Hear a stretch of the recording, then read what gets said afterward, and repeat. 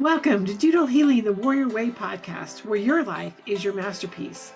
I'm Cindy Bayless, your Doodle Warrior Coach, here to help you turn self-doubt into unshakable confidence, rediscover your purpose, and create a life you can't wait to wake up to.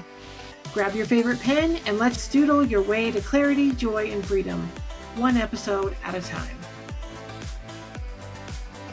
Today, I'm sharing 3 ideas to help you achieve your New Year's resolutions faster and easier than ever before, even when life gets messy. These ideas are designed to keep you moving towards your goal, even when life doesn't cooperate. And let's be honest, it rarely does. Every January 1st, I wake up hopeful, confident, excited, and motivated. I don't ease into the new year. I step into it because I've been thinking about what I want and preparing for it for weeks already. I know what I want to work on and what matters to me, and I'm ready to get moving. And then life happens. Someone calls for help. A mistake needs to be fixed. A situation comes up that needs my attention right now. Things take longer than expected. I pause what I'm doing because that's what makes sense in that moment. I fully plan to come back to my goal.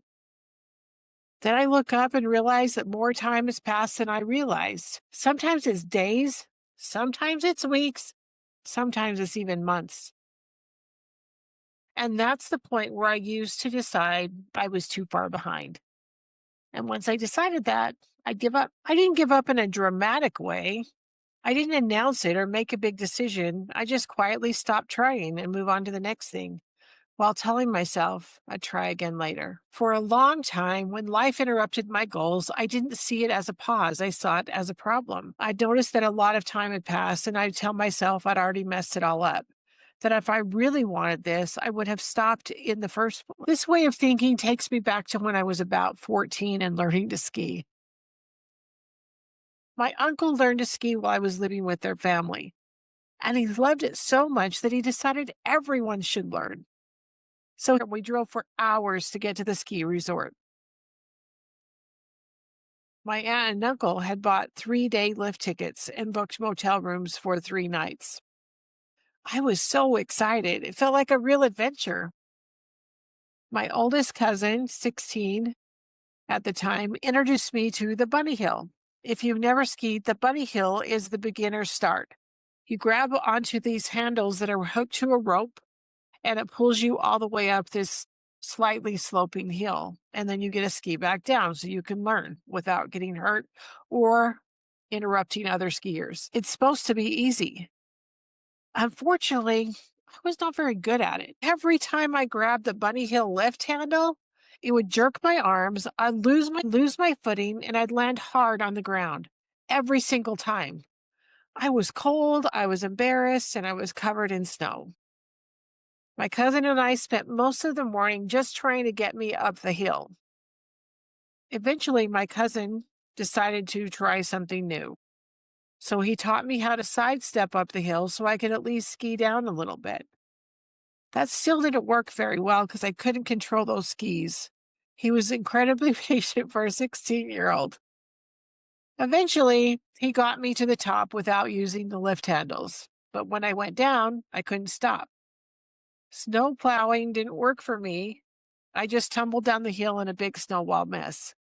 And by the end of that day, I was exhausted and done. I'm sure I was a sight. My goggles were caked in snow. I was tired, cold, frustrated, and just didn't care anymore. I wanted to go home. But the next morning, I woke up sore from head to toe, and I didn't want to move. I just wanted to stay in bed. Every single muscle hurt. There is no way I can do this again today. I just wanted to stay in bed. But my cousin reminded me that the lift tickets were already bought and paid for. So I dragged myself out of bed. We went back out to try again.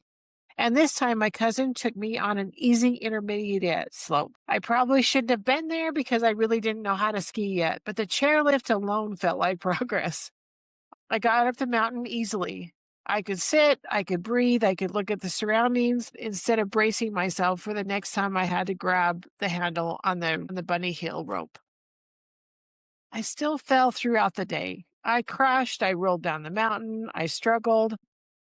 I was a complete mess. I spent a lot of time sitting in the snow, catching my breath, getting back up, cleaning my goggles, and trying again. But by the end of the second day, I could tell that I was learning. I had started to catch on to some of the nuances and the balancing of skiing. By the third day, as it started, I could ski down some of the easy slopes all on my own. I was excited that I had made this progress. I could never have learned to ski by just thinking about it, by reading the books, by watching videos. I had to be on the mountain, falling down, getting back up, and trying again. And as I've gotten older, being seen trying something new feels harder. About looking dumb, I worry about messing it up. I worry about just being seen making mistakes. It reminds me of a speech Theodore Roosevelt said about the arena. The credit doesn't belong to the people watching from the sidelines. It belongs to the person who actually steps in the arena and tries. Waiting keeps you on the sidelines, but nothing grows there. What finally helped me stop quitting on myself was changing how I thought about time. I stopped trying to plan a whole year at once and started working in 90-day goals. Year felt way too big, too far away, and too easy for me to get distracted along the way. 90 days, 12 weeks, feels close enough to stay engaged. I can see progress while I'm working on the goal. There's science behind this. Our brains respond better to short-term time frames. When we see progress, we stay engaged. When the finish line is too far away, it's easier to cut. It's easier to disengage because we believe we will never get to the finish line. Another thing I noticed is that cut. Another thing I noticed is that 90-day goals makes it easier to keep going when life interrupts us. If you lose a week inside of a year, there's no motivation to quickly get back on track. Last year, during my third quarter, I set several 90-day goals. Last year, during the third quarter, I set a 90-day goal focused on creating systems in my life and business. Creating systems made sense. But once I started working on my uh, but once I started working on my 90-day goal, it became clear that creating systems in my life made everything so much easier and I saved so much time. That's one of the things I love about working in 90-day cycles. They don't just show you what you want, they show you what's getting in the way. Once I started working on 90-day goals, I also noticed life still happens. The difference is what I do next. When life interrupts me, I don't decide what it means. I don't decide I'm behind. I don't wait for a clean restart. I just begin again. I can begin again today. It can be later this afternoon. It can be 5 minutes from now. It doesn't matter. This is the same way meditation works. Your mind wanders. You notice it wandered and you come back. You don't quit. You don't judge yourself. You just begin again. Beginning again is just that. Begin again. The third thing that made the biggest difference was learning how to support myself. Some things were simply harder than they needed to be. When I started paying attention to where there was friction in my life, one of the clearest examples was in filming my podcast.